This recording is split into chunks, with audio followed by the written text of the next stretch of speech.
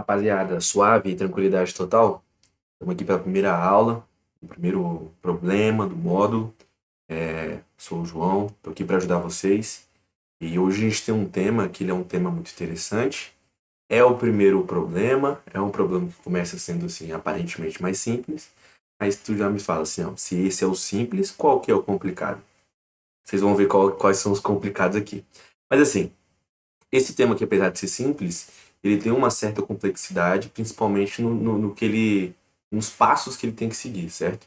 Então aqui a gente vai fazer uma abordagem um pouco mais, digamos assim, um pouco mais simplificada, para vocês conseguirem entender assim, por onde vai, por onde tem que ir.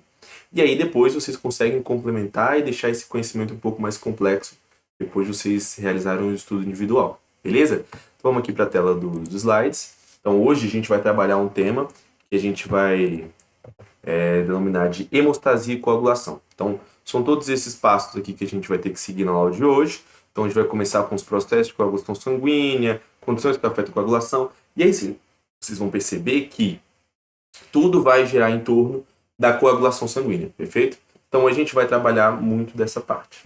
Tranquilo? Vamos lá. Bem, primeiro a gente tem que entender aqui, nesse esqueminha aqui, o que seria essa hemostasia. A hemostasia, a definição traz pra gente que a hemostasia é a prevenção da perda de sangue. Simples assim. Então, simplificando, é a prevenção da perda de sangue. E aí, pra gente manter essa hemostasia, manter o nosso corpo funcionando como deve funcionar, sem perder sangue, a gente tem uma série de fatores que nos ajudam a manter essa hemostasia. O primeiro deles, como vocês podem ver aqui no slide, é a própria constrição vascular. Perfeito? Depois a gente vai trabalhar também o tampão plaquetário, a coagulação sanguínea e o crescimento do tecido fibroso. Então a gente vai trabalhar todas essas partes e aí sim a gente vai ter concluído a parte de hemostasia. Tranquilo? Vamos começar aqui com a parte de constrição vascular. Cara, essa constrição vascular, ela acontece quando? Quando a gente tem uma pequena lesão na parede do vaso. Quando a gente tem essa pequena lesão, a musculatura lisa começa já a ter um espasmo miogênico local, e esse espasmo miogênico local, ele já começa a impedir que esse sangue extravase. Mesmo antes da formação do tampão plaquetário, a gente já está tendo essa prevenção por parte da constrição vascular, perfeito? E aí a gente tem também a produção desses fatores alta-code locais, que vão culminar com esses reflexos nervosos. E aí esses reflexos nervosos vai culminar com a liberação do tromboxano A2. Perfeito? Aqui está escrito errado aqui, mas se precisa corrigir. E aí quem é que vai estar liberando esse tromboxano? Esse tromboxano ele vai ser liberado justamente pelas plaquetas. A gente vai ver que as plaquetas têm um papel importantíssimo na coagulação sanguínea. Tranquilo? E aí elas vão produzir esse tromboxano e esse tromboxano a gente vai ver que ele tem uma função muito importante. Perfeito? Então, primeiro a gente tem que ter essa noção que a primeira prevenção que a gente tem, a perda de sangue, vai ser a contração muscular. Ou melhor, a constrição vascular. Tranquilo? Da musculatura lisa, das paredes. Então tá. Depois, o que a gente vai estudar agora? Nada mais justo da gente estudar a estrutura que é a que vai ser a estrutura mestre para a gente entender a coagulação sanguínea, que é justamente as plaquetas. Beleza? Então vamos lá. As plaquetas, onde é que elas são produzidas? Primeira informação que a gente vai ter aqui. A formação delas vai acontecer justamente na medula óssea e vai ser a partir de uma célula muito específica, que é dos megacariócitos. Então, pois bem, o megacariócito é uma célula que vai ser produzida na medula óssea e ela tem um tamanho muito grande. Você fala, pô, ela tem um tamanho muito grande e a plaqueta tem um tamanho muito pequeno. Então, o que vai acontecer? Ela vai se dividir. Ou melhor dizendo, na hora que ela for tentar passar para o vaso sanguíneo, o espaço que tem disponível para a passagem dela é muito pequeno. Então, como é muito pequeno, ela tem que se espremer na parede do vaso. E quando ela faz isso, ela acaba se dividindo. Então, essas plaquetas vão ser oriundas da divisão dos megacariócitos. Perfeitinho? Tranquilo?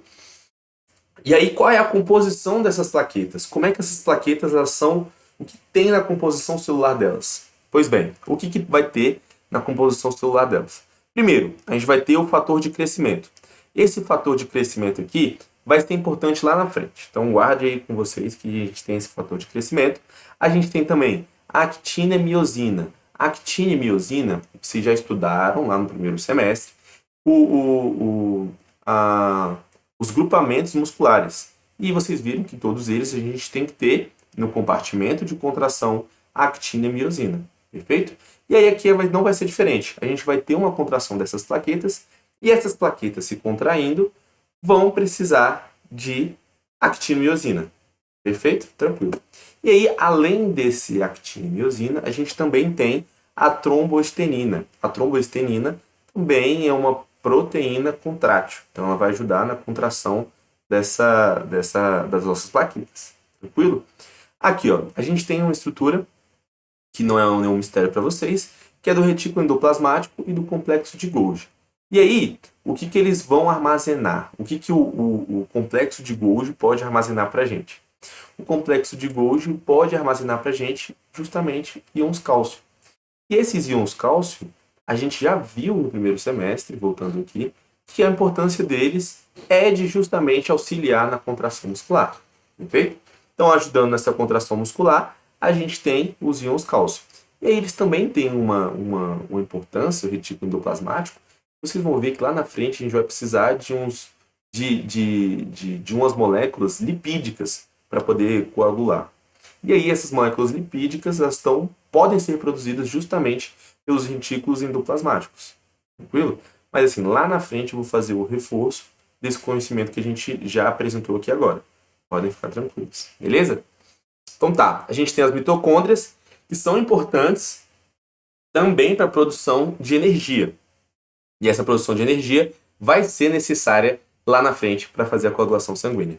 E aí a gente tem também a produção do fator estabilizador de fibrina. Pô, não sei o que é fibrina, não sei o que é estabilizar e não sei o que é o fator estabilizador de fibrina. Calma, meu jovem. A gente vai ver lá na frente e aí eu preciso que você saiba de onde ele vem. Para que quando ele apareça assim, de uma forma mais importante, você fale, olha, eu já vi isso aqui em algum lugar. Beleza? Então, tranquilo. Pois bem, o que a gente tem na parede das plaquetas? A gente tem uma glicoproteína. E essa glicoproteína, a gente pode fazer ligações. Ou melhor dizendo, essa glicoproteína que a gente tem na parede das plaquetas vai fazer com que essas plaquetas normalmente não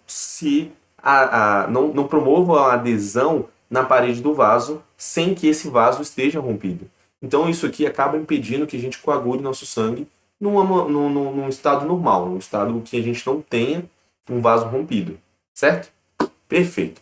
E aí o tempo de meia-vida dessas plaquetas é de 8 a 12 dias. E aí depois desse período que ela tem de meia-vida, ela vai ser justamente degradada pelos macrófagos, como está mostrado bem aqui para vocês. Belezinha? Tranquilo? Então, massa. Vamos para a próxima. Cara, vamos falar do primeiro estágio, então. Vamos falar da formação do tampão plaquetário. Beleza? Como é que acontece? Vamos olhar aqui no slide para vocês. Ó, qual é o mecanismo do tampão plaquetário? As plaquetas entram em contato com a parede lesada. Então, é aquilo que eu falei para vocês. Então, quando a parede não está lesada, há uma série de substâncias que encontram-se nas paredes dos vasos, incluindo a continuidade dessa parede desse vaso, não vão deixar que as plaquetas façam adesão. Beleza? E aí, quando esse vaso ele é rompido, essas plaquetas entram em contato com as fibras de colágeno.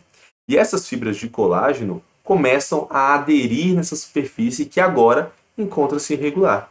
Então, antes a gente tinha uma regularidade e agora essas plaquetas elas entram em contato com essa superfície que está irregular.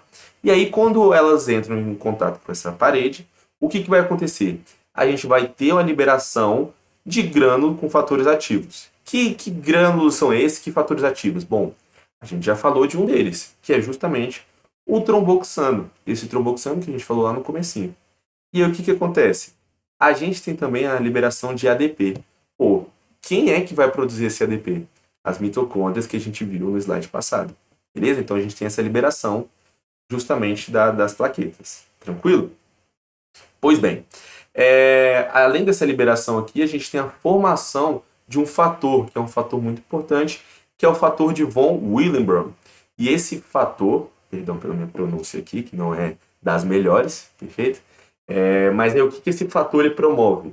Ele promove a adesão ao colágeno e à proteína. Então, o que ele faz com a plaqueta? É como se ele pegasse a plaqueta e juntasse a plaqueta com o colágeno. Então ele vai prender essa plaqueta ao colágeno. Então, onde é que está esse colágeno? Na parede rompida do vaso. Belezinha? Então, esse fator aqui, a gente vai falar lá no finalzinho de uma doença, que é a doença de von Willebrand, que aí é justamente essa deficiência que a gente tem. Essas plaquetas, elas estão em quantidade adequada, na maioria das vezes, só que elas não conseguem aderir à parede. Então, a gente não tem a formação adequada de um tampão plaquetário. Então, só adiantando para vocês, para a gente já adiantar e aí agilizar o processo. Beleza? Pois bem, e aí a liberação desse ADP e desse tromboxano A2 ativa as plaquetas vizinhas. Então, ativando as plaquetas vizinhas, a gente faz o quê? Aumentam a cadeia reacional. Aumentando essa cadeia reacional, a gente tem uma reação em cascata, que a gente vai aumentar a quantidade de plaquetas recrutadas. Beleza? E aí depois, essas plaquetas que foram ativadas vão se aderindo àquelas que já estavam ativas, justamente pelo fator de von Willebrand, que vai aderir às plaquetas recém-ativadas.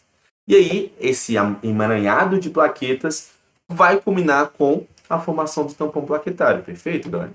Então, vamos ter a formação do tampão plaquetário. Só que esse tampão plaquetário, ele é frouxo. Então, ele não consegue ficar muito fixo ali. Então, ele fica meio maleável. E aí, para que a gente tenha uma formação de uma estrutura mais rígida, a gente vai precisar de quem? A gente vai precisar de fibrina. E aí, quando a gente tem a invasão dessa proteína, da fibrina, aí a gente vai ter a estabilização desse coágulo. E aí a gente vai ter formação de um tampão plaquetário firme. Beleza? Tudo bem até aqui? Tranquilo? Então vamos para o próximo aqui. Então olha aqui, ó. Vamos ver quem a gente tem aqui agora. Vamos falar agora sobre a coagulação sanguínea. Então vamos falar quais são os passos principais. Então esse aqui é um esquema que você consegue encontrar lá no Guyton. E aí no Guyton traz primeiro esse esquema, bonitinho, para depois entrar nos pormenores de cada uma dessas coisas. Então isso aqui é uma visão geral. Então olha lá. A gente tem primeiro a protrombina, que a gente vai ver de onde ela vem. E essa protrombina, por meio de um ativador da protrombina e a presença de íons cálcio, vai ser formado trombina. E essa trombina, essa trombina vai agir no fibrinogênio, formando monômeros de fibrina. Lembra para que a gente usou as fibras de fibrina?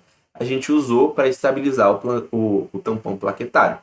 Então, a gente vai pegar esse fibrinogênio, que ele é grande, vai quebrar, formando monômeros de fibrina, e esses monômeros de fibrina, em presença de cálcio, vão formar as fibras de fibrina, beleza? E aí depois, essas fibras de fibrina, quando forem invadidas por fatores de estabilização de fibrina, que a gente viu que está onde isso? Está dentro das plaquetas. Então, quando ele for ativado, aí a gente vai ter essas fibras de fibrina formando fibras de fibrina com ligações cruzadas. Então, qual que é o lance aqui dessa estabilização? É porque é o seguinte, as fibras de fibrina, elas se comunicam uma com as outras com ligações intermoleculares. Então, vamos voltar lá no ensino médio. As ligações intermoleculares são de vários tipos, mas as que as fibrinas fazem é do tipo ligação de hidrogênio. Então, a ligação de hidrogênio é uma ligação, uma interação intermolecular forte, mas ela é mais fraca do que qualquer tipo de ligação efetiva. Ligação covalente, ligação metálica, ligação iônica. Então, o que acontece? Então, ela é relativamente estável, só que ela não é tão estável assim. Então, quando a gente tem esse fator aqui, fator estabilizador de fibrina, ele vai fazer com que essas ligações deixem de ser ligações de hidrogênio e tornem-se ligações covalentes. Então, quando elas se tornam ligações covalentes, elas se tornam fibras de fibrina com ligações cruzadas, que são ligações covalentes. Belezinha? Tranquilo? Então, vamos ver os pormenores dessas reações. Vamos lá. Bem, vamos falar aqui sobre a protrombina. Lembra que a gente falou de onde ela vinha aqui? Ó, a protrombina é que está lá em cima. Ó. Eu ia apontar aqui no meu monitor, mas vocês não iam ver, né?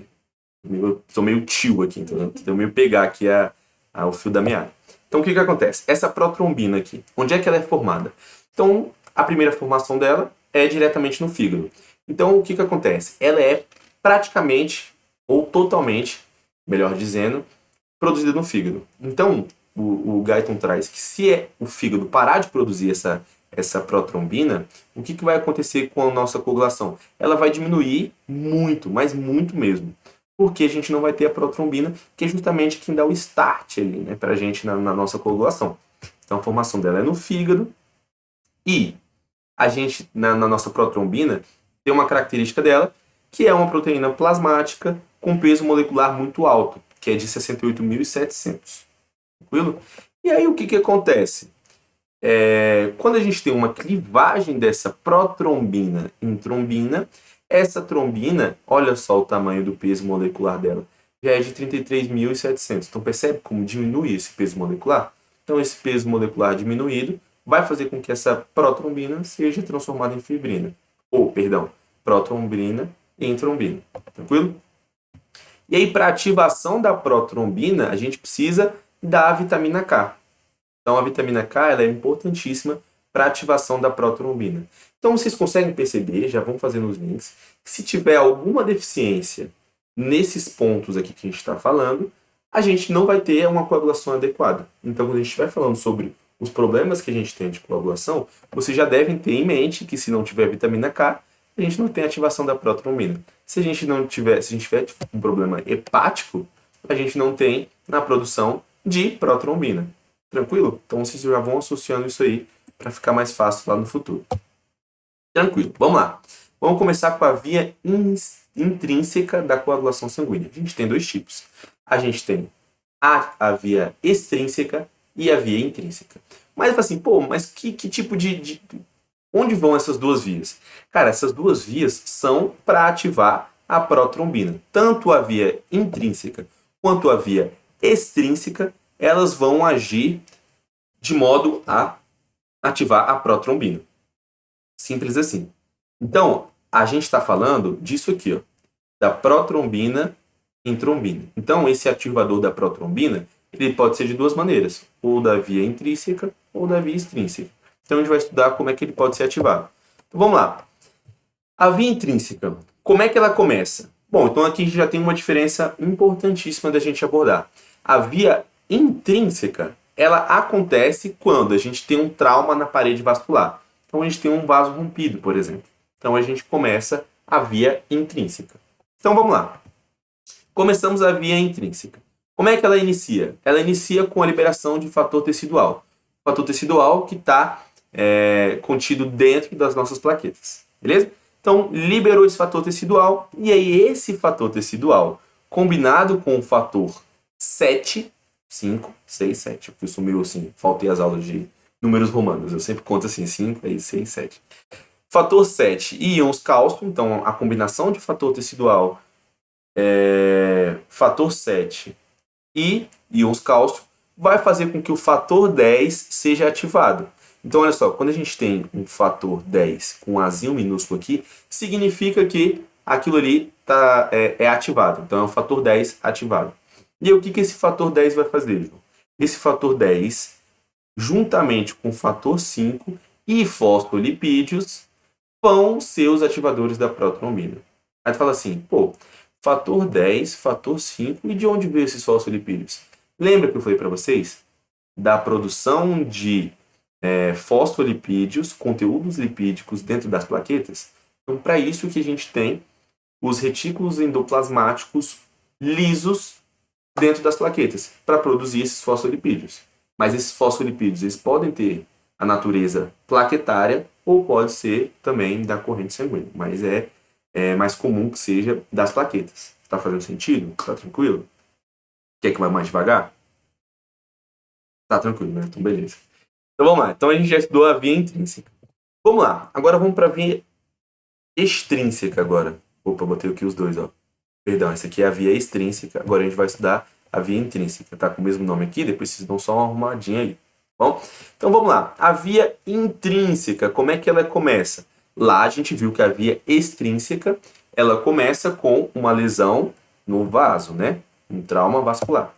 Agora aqui, como é que ela começa? Ela começa com trauma ao próprio sangue ou a exposição ao colágeno. Então, a exposição ao colágeno acontece quando a gente tem um vaso rompido e aí a gente começa a ter essa reação. Feito? E aí, como é que vamos começar aqui? Ó?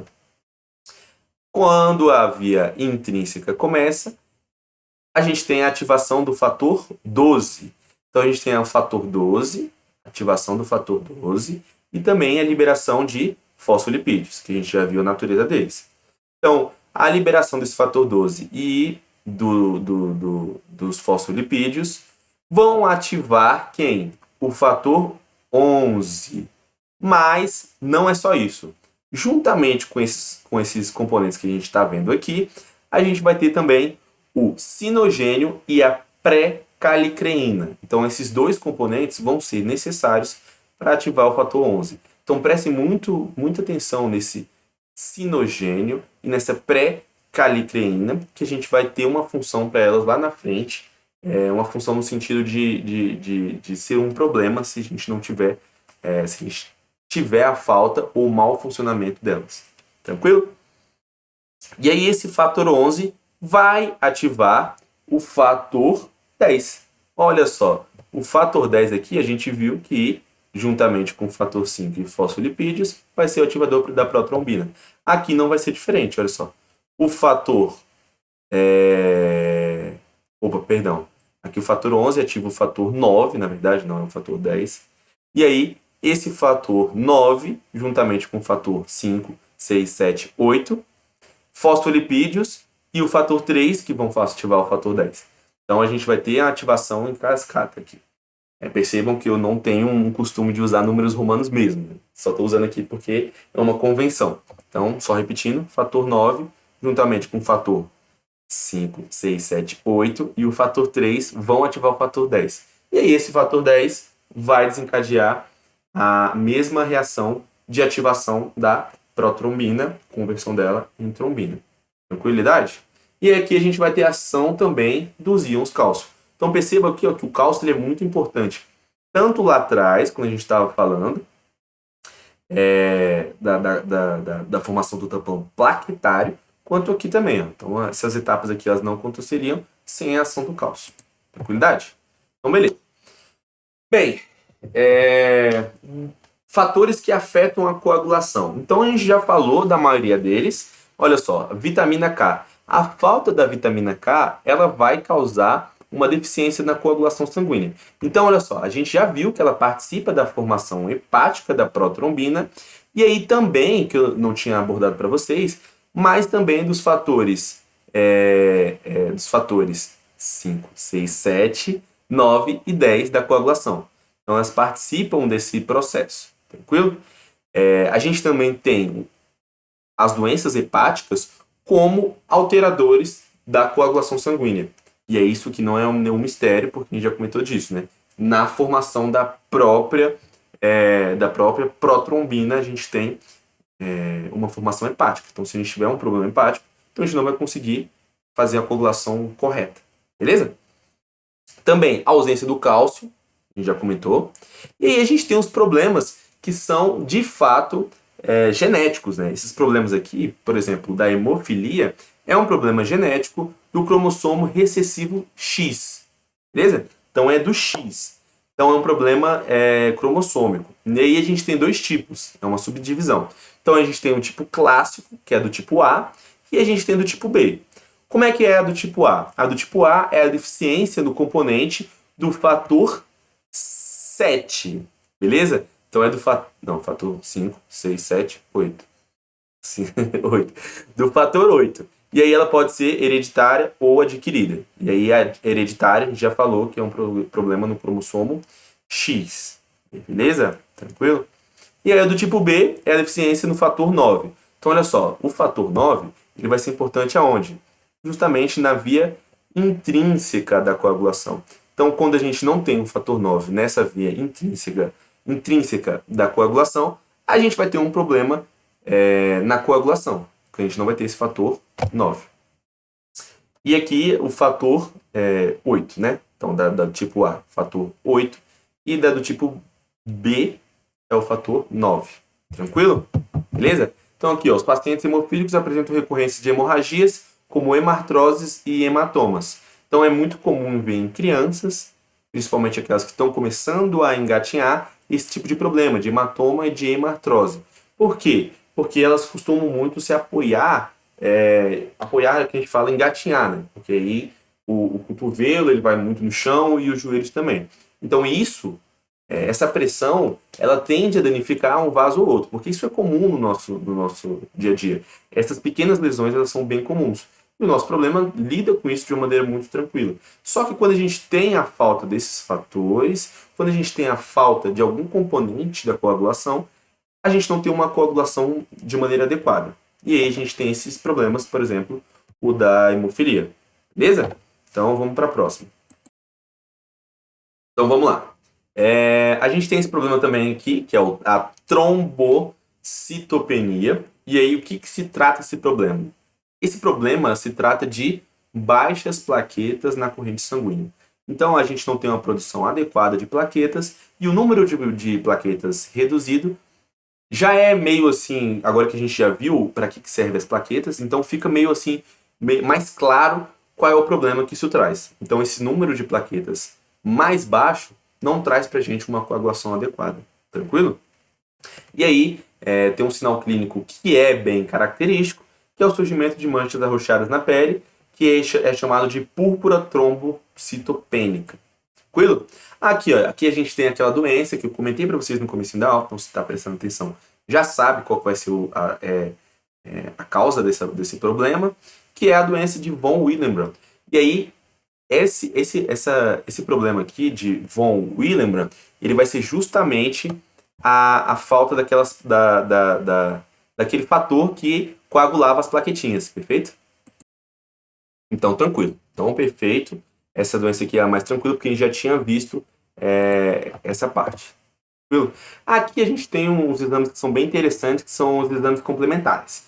E esses exames complementares, eles têm o intuito de, primeiramente, ver como é que está essa coagulação sanguínea. E eles podem ser feitos de várias maneiras. Então, a gente tem um tempo de sangramento, que ele acontece da seguinte maneira. Você tem um objeto pontiagudo, e aí você faz um furinho. Pode ser, como está destacado ali, tanto no dedo, na ponta do dedo, ou na ponta do lóbulo da orelha. Então, a gente faz um furinho e vê em quanto tempo a gente tem esse sangramento. E aí, o normal na literatura é que esse sangramento dure de 1 a 6 minutos. Tranquilo? Agora, a gente também tem um outro tipo, que é o tempo de coagulação. Então, o que a gente faz? A gente faz uma coleta de sangue num tubinho, e aí esse tubo aqui, a gente começa a sacudir esse tubo.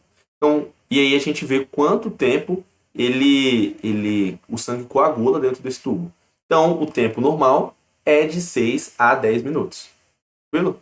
Então, tranquilo esses dois aqui. Né? Agora a gente vai para o tempo de protrombina. Como é que acontece? Esse sangue ele é retirado, tranquilo? E aí a gente coloca nesse sangue, coloca ele em um recipiente, em que esse sangue ele é oxalatado. O que é isso? A gente coloca uma substância, que é o oxalato, que ele impede a ação de substâncias como o cálcio. Então, como a gente não tem o cálcio lá, porque a gente colocou esse oxalato, então a coagulação ela não acontece, porque vocês viram a tamanha importância que a gente tem do cálcio, certo? Então, vamos lá. Então, a gente colocou essa substância, o sangue não coagulou. Depois a gente vai lá e coloca um depois a gente vai lá e coloca um tantão de cálcio. E aí a gente coloca esse tantão de cálcio, então o que acontece? A protrombina começa a se transformar naturalmente em trombina, porque começa a rolar a via intrínseca e a via extrínseca. Então elas começam a acontecer, e aí a gente vê em quanto tempo esse sangue coagula, que aí no caso, aqui é de 12 segundos, até 12 segundos. Beleza? Próximo. A gente tem esses dois aqui, os principais são aqueles ali, e aí a gente tem esses aqui, ó, que é o TTPA, que vai avaliar a via intrínseca, principalmente os fatores 5, 6, 7, 8, fator 8, 9, 11 e 12, tranquilo? E também o fibrinogênio, protrombina e fatores 5 e 10 da cascata de coagulação. Então ele vai avaliar como um todo essa coagulação sanguínea, beleza? E o dedímero ele vai avaliar justamente os fragmentos de proteína resultantes do processo de coagulação. Então, aquelas proteínas que a gente já viu a produção delas e onde que elas agem, eles vão detectar justamente esse ponto aqui dessas proteínas. Tranquilo? Vamos para a próxima. Cara, aqui é uma condição, um tema interessante, que são das condições tromboembólicas. O que é isso aqui? Cara, isso aqui é o seguinte. Primeiro, é importante a gente diferenciar trombo de êmbolo. E antes de diferenciar trombo e êmbolo, é bom diferenciar coágulo de trombo.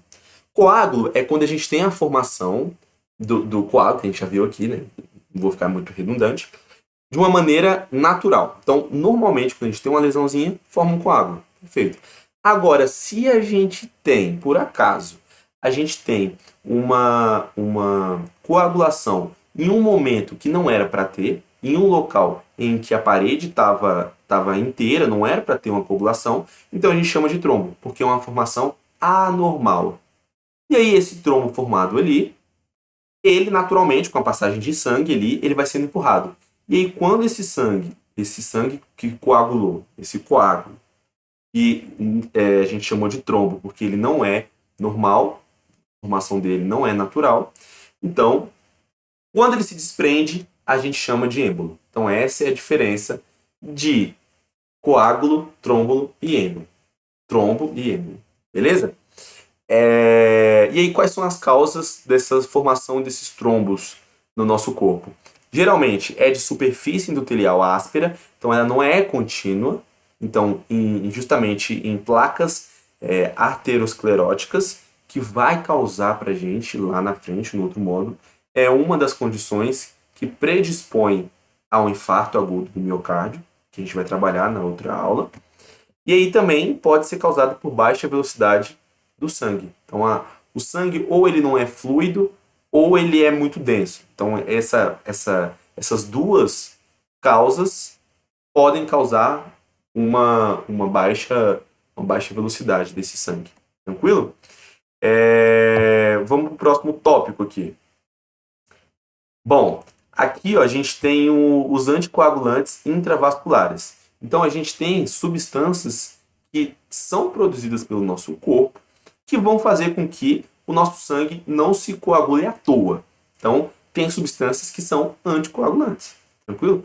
E também condições que não deixam o sangue coagular, que é o primeiro caso aqui, ó, que é a superfície endotelial. Então, a continuidade da superfície endotelial faz com que esse sangue não coagule. Por quê, João? Por que ele não vai coagular? Porque a gente tem, além da continuidade, a gente tem nas paredes das nossas células, a gente tem um glicocálix que tem a presença da trombomodulina, beleza? Essa trombomodulina, ela não deixa com que as plaquetas façam adesão nas paredes saudáveis, nas paredes que estão contínuas. Então, essa trombomodulina, ela não permite o desencadeamento dessa formação de um tampão, a formação de um coágulo. Então, elas são muito importantes para a não coagulação do sangue. A gente tem também a proteína C, que vai inativar os fatores 5 e 8. Perfeito? Tranquilo. A gente também tem a ação antitrombina da fibrina. Então, a fibrina, quando a gente falou lá, que a gente está tendo a formação do coágulo, então o coágulo está crescendo, ele está tendo a ativação plaquetária, justamente pela presença do tromboxano e do ADP, lembra, lá no começo? Então, a gente está tendo o aumento desse tampão plaquetário e a gente está tendo a invasão de fibrina. O que acontece? A fibrina faz com que essas plaquetas sejam absorvidas naquele tampão, que causa, em fins últimos, a não ampliação da cascata de coagulação. Então ela não continua crescendo. Por quê? Porque quando a fibrina está ali, ela faz com que essa plaqueta seja absorvida à superfície e essa plaqueta absorvida, ela não consegue ativar de maneira adequada as outras plaquetas, não deixando essa cascata ser aumentada cada vez mais. Beleza? A gente também tem a heparina. A heparina é um clássico, né, que é uma substância produzida pelos mastócitos, e aí quando combinada com a antitrombina 3, ela inativa a formação da trombina e dos fatores 12, 11, 10 e 9. Então, olha só, a heparina sozinha, ela não tem uma ação,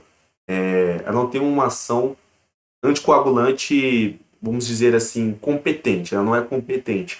Mas quando combinada com a antitrombina e a histamina, a heparina e a antitrombina 3, elas têm uma ação anticoagulante bem competente e bem eficaz. Beleza? Então, tranquilo.